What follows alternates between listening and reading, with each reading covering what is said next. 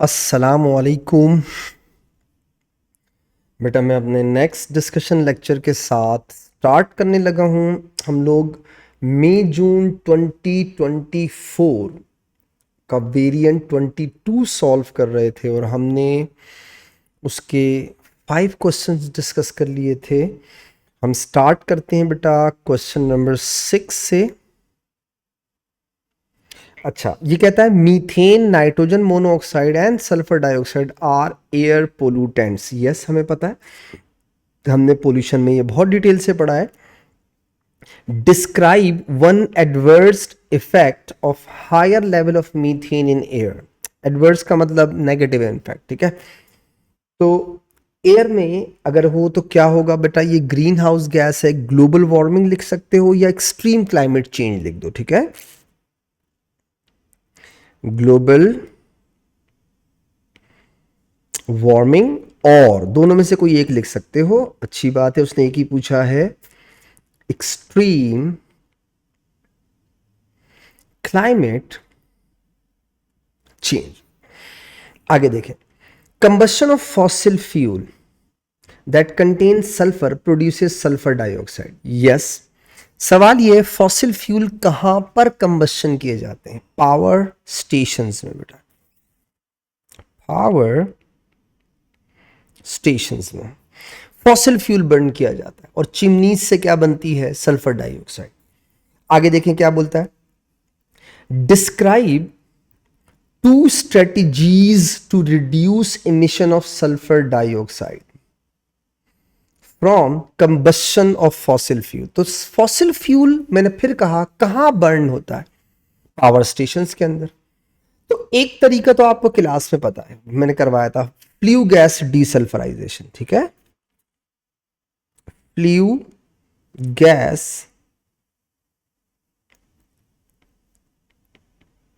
Desulphurisation यानी react SO2 with, चाहो तो कैल्शियम कार्बोनेट लिख लो, चाहो तो कैल्शियम ऑक्साइड लिख लो, और अगर भूल गए हो तो वापस से लेक्चर देख लेना बेटा फ्ल्यू गैस डीसल्फराइजेशन का।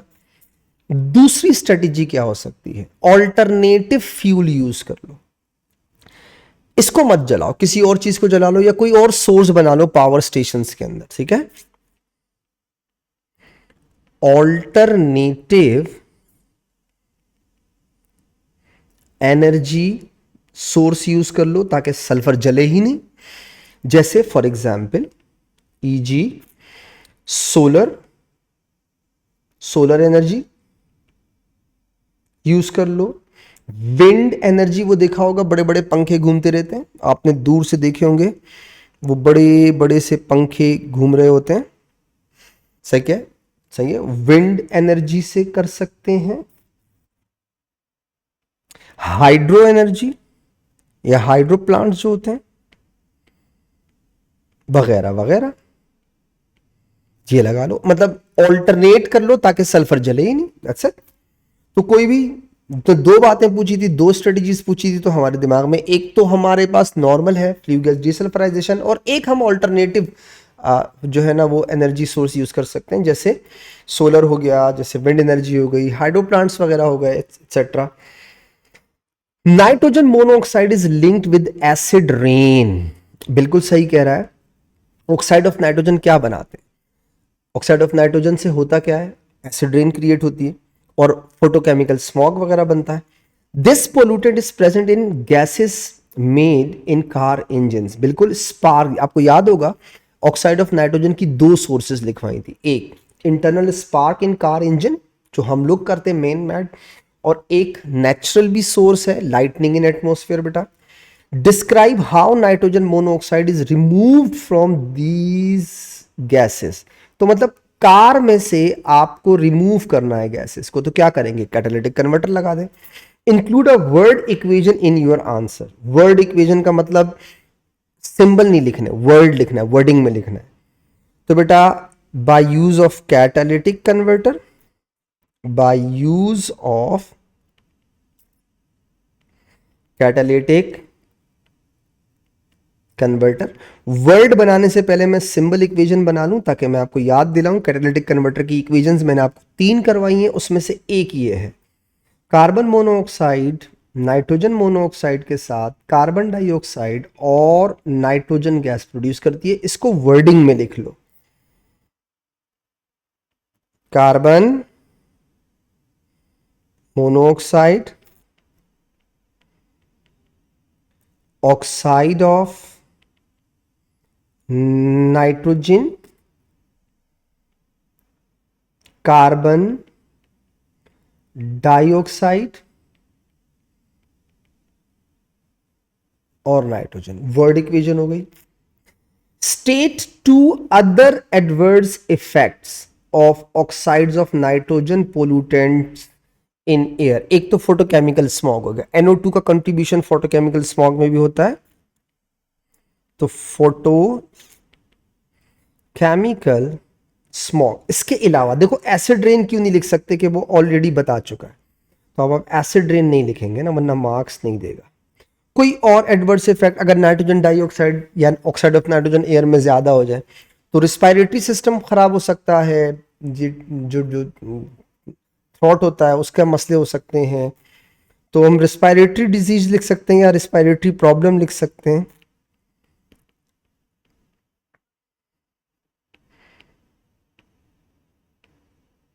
प्रॉब्लम्स वगैरह। ठीक है, क्वेश्चन नंबर 7 पे आ जाओ बेटा। कहता है oxygen is a gas at room temperature, sulphur is solid at room temperature. ठीक है, a sample of oxygen has a volume 540 centimetre cube room temperature and pressure पे। ठीक है, the temperature of the sample is increase. Gas है, आपने temperature increase कर दिया, pressure unchange रहा। ठीक है, describe and explain in terms of kinetic particle theory what happens to the volume of sample. तो गैस का टेम्परेचर बढ़ाने से क्या होता है? तो बेटा ये तो आप जगह जगह पढ़ चुके हो कि अगर आप टेम्परेचर बढ़ाओगे तो वॉल्यूम ऑफ गैस बढ़ेगा। क्यों बढ़ेगा? क्योंकि पार्टिकल एक दूसरे से क्या हो जाएंगे, दूर दूर, और जब पार्टिकल एक दूसरे से दूर दूर हो जाएंगे तो क्या होगा, वॉल्यूम बढ़ जाएगा। दैट्स इट, प्रेशर कांस्टेंट रखा हुआ है। तो temperature is directly proportional to the volume. जितना टेम्परेचर बढ़ाओगे उतना वॉल्यूम बढ़ेगा। तो हमें बताना है कि वॉल्यूम ऑफ द सैंपल पे क्या फर्क पड़ेगा। तो इंक्रीज इन टेम्परेचर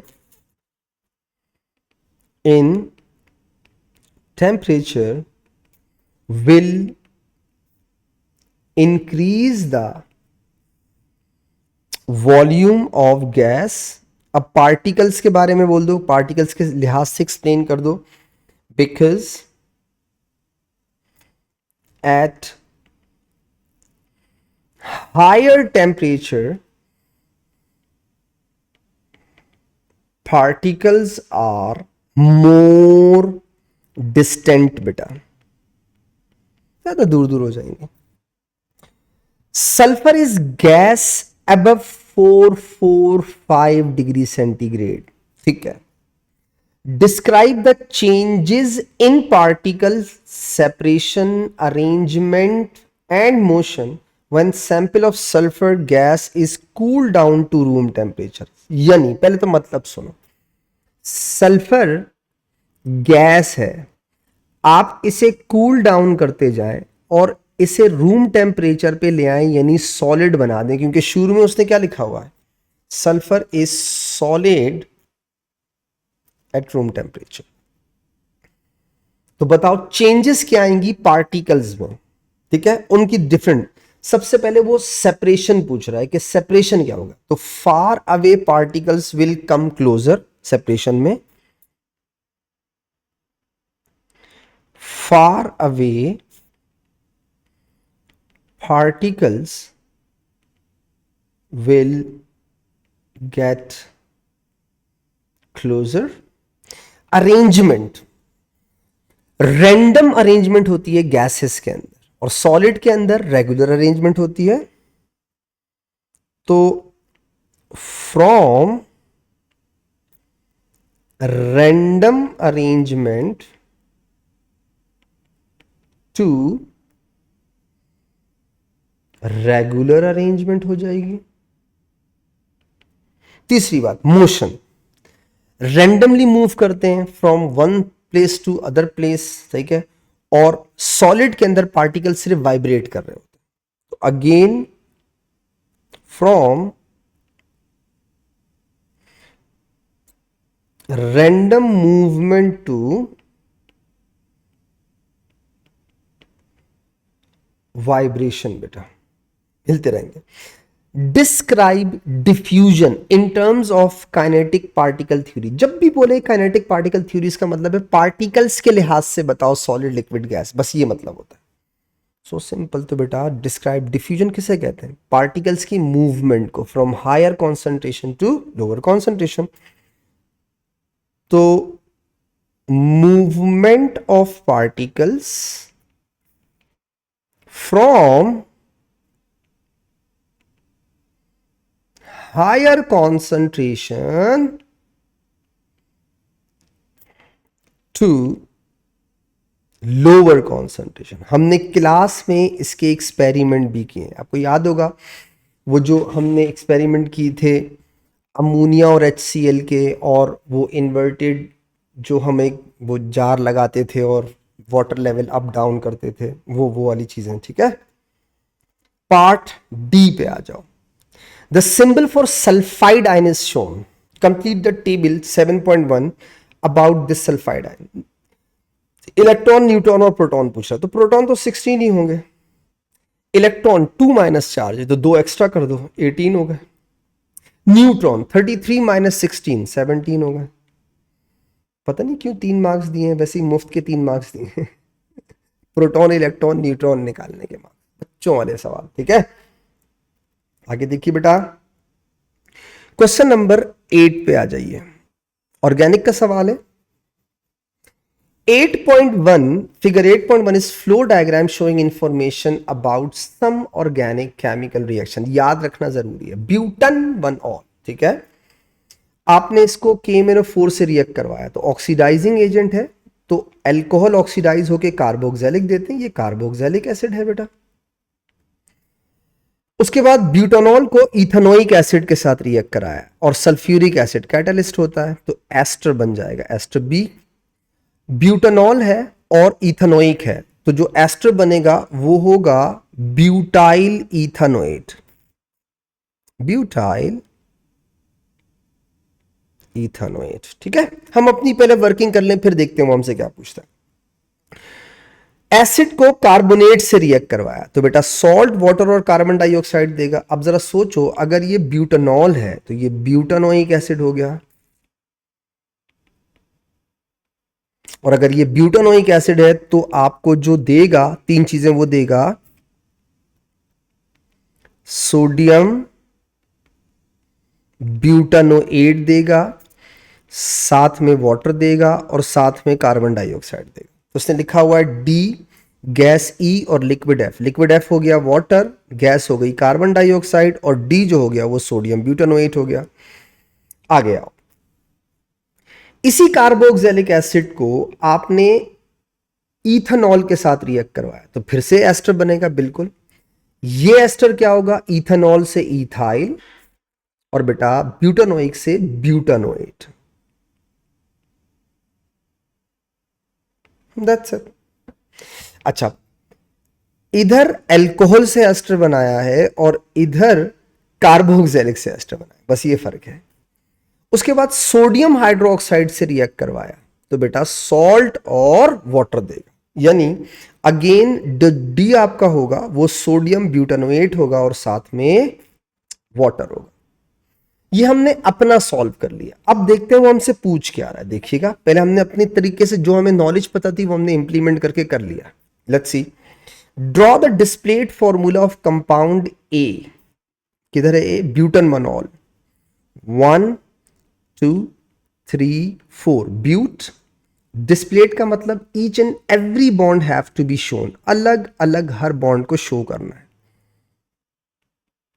देखो, जब वो स्ट्रक्चर बोले फिर किसी भी तरह का बना दो, लेकिन जब वो स्पेसिफिक हो जाए तो स्पेसिफिक आंसर दिया करो।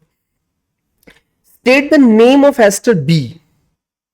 ये रहा butyl ethanoate.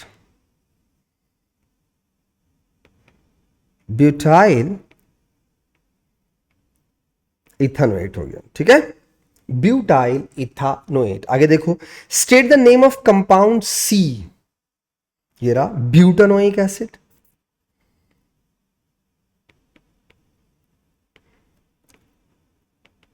Done. Deduce the molecular formula of the C. अच्छा, मतलब ब्यूटाइल ब्यूटानोएट का फॉर्मूला पूछ रहा है। तो कितने कार्बन है बेटा इसमें? 4। हाइड्रोजन गिन लो, 3 4 5 6 7 8 और 2 ऑक्सीजन होगा। नेक्स्ट देखिएगा, state the name and formula of compound D.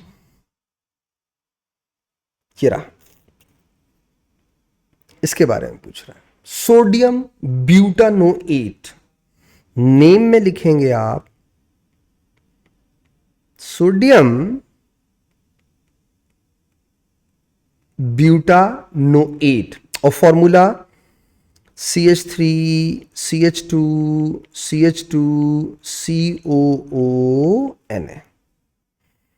State the formula of gas E and liquid F। Gas carbon dioxide formula और लिक्विड H2O बेटा, हो गया। Draw the structural formula of ester G। किधर गया? ये रहा, ethyl ब्यूटानोएट बेटा, ये लो ethyl ब्यूटानोएट, CH3 CH2 CH2 OO CH2 CH3। अब उसने बोला स्ट्रक्चर फॉर्मूला बनाओ, तो किसी भी तरह का बना दो, मर्जी है तुम्हारी, कोई इश्यू नहीं है, ठीक है। क्वेश्चन नंबर 9 देखिएगा, polymers are made by either addition reaction और कंडेंसेशन। बिल्कुल सही बोल रहा है। पॉलीमराइजेशन दो टाइप की होती है, एडिशन पॉलीमराइजेशन और condensation polymerisation. Figure 9.1 shows the equation for reaction used to prepare polymer। ठीक है, ये इसने बनाया है। The monomer is both an alcohol and carboxylic। देखो बेटा, एल्कोहल ये रहा, कार्बोक्सिलिक ये रहा, ठीक है। तो एल्कोहल और कार्बोक्सिलिक से क्या बनता है? एस्टर बनता है, ठीक है। तो ये एक एस्टर है और कंडेंसेशन पॉलीमराइजेशन है, इसलिए वाटर मॉलिक्यूल एलिमिनेट भी हो रहे हैं। तो डेफिनेशन ऑफ कंडेंसेशन पॉलीमराइजेशन क्या आती है? When monomers combine to form polymer with elimination of small molecules like water, ammonia. और name the type of linkage that bonds represent unit to one another in this polymer. Linkage पूछ रहा है, तो ये amide और ester link होते हैं, ये एस्टर लिंक है बेटा। Describe how equations show that the polymer is made by condensation reaction। तो along with the polymer water molecules are eliminating, ठीक है, because along with polymer water molecules are also formed। A polymer contain 10%, 10.8% carbon, 17.1% fluorine and 72.1% bromine by mass। Calculate the empirical formula of this polymer। Carbon का मास दिया, percentage दी हुई है 10.8, fluorine की दी हुई है 17.1, bromine की दी हुई है 72.1। तो बेटा एम्पिरिकल फॉर्मूला निकालने के दो स्टेप हैं, divide by atomic mass, divide by least value. Answer आ जाएगा, इसका मास होता है 12, इसका मास 19, इसका मास शायद 79 पॉइंट समथिंग है, मैं चेक कर लूँ एक दफ़ा दोबारा से बेटा। फ्लोरीन ये रहा 19 दिया हुआ है, ब्रोमीन दिया हुआ है 80, ठीक है, और कार्बन का 12 ही है ना भाई, चेक कर लें कंफर्मेशन। 12, 19 और 80 बेटा, ठीक है। कहाँ गया? 12, 19 और 80 बेटा, निकाल लेते हैं। 10.8 divided by 12, 0.9. यहाँ जाओ, 17.1 divided by 19, 0.9. 72.1 divided by 80, 0.9. सब 0.9 0.9 0.9 है, तो 1:1:1 आ गया, ठीक है। सबको डिवाइड करोगे तो 1 1 1, यानी कि sorry,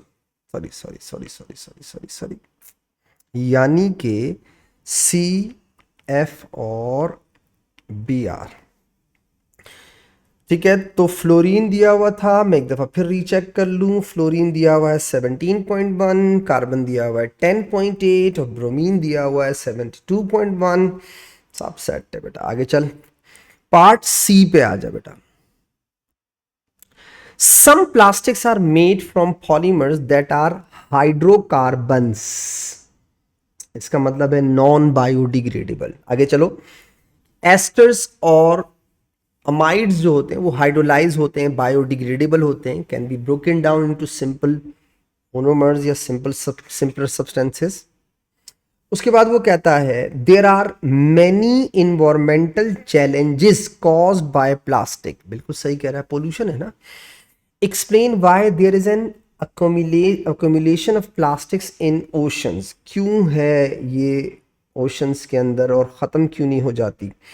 use idea about properties of the plastics. तो बेटा plastics non biodegradable, non biodegradable है, कैन नॉट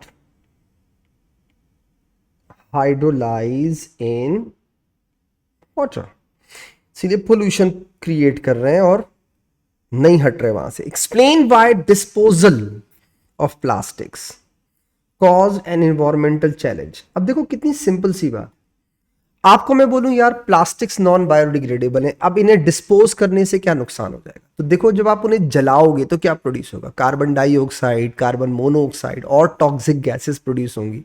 तो उनको जलाने से भी इन्वायरमेंट खराब हो रहा है डिस्पोज ऑफ करने से भी खराब हो रहा है, ठीक है। तो ये तो बड़ा प्रॉब्लम है इन्वायरमेंट के लिए, तो ये वो पोल्यूशन क्रिएट करेंगे, मोर पोल्यूटेंट और क्रिएट होंगे उनको जलाने से।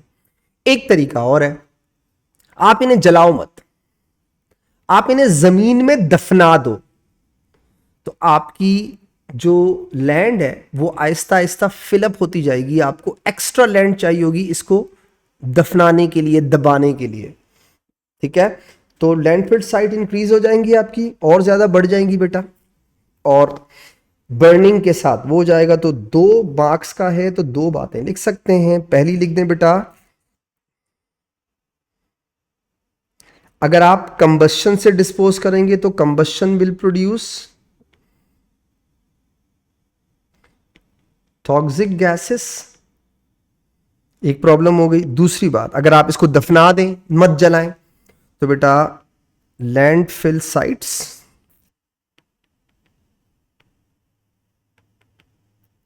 इंक्रीजेस और बढ़ जाएगा। आई होप मेरी डिस्कशन से आपको फायदा हो। इंशाल्लाह बेटा नेक्स्ट डिस्कशन लेक्चर में आपसे फिर मुलाकात करूंगा, तब तक के लिए इजाज़त दीजिएगा। दुआओं में ख़ास याद रखिएगा। अल्लाह हाफ़िज़।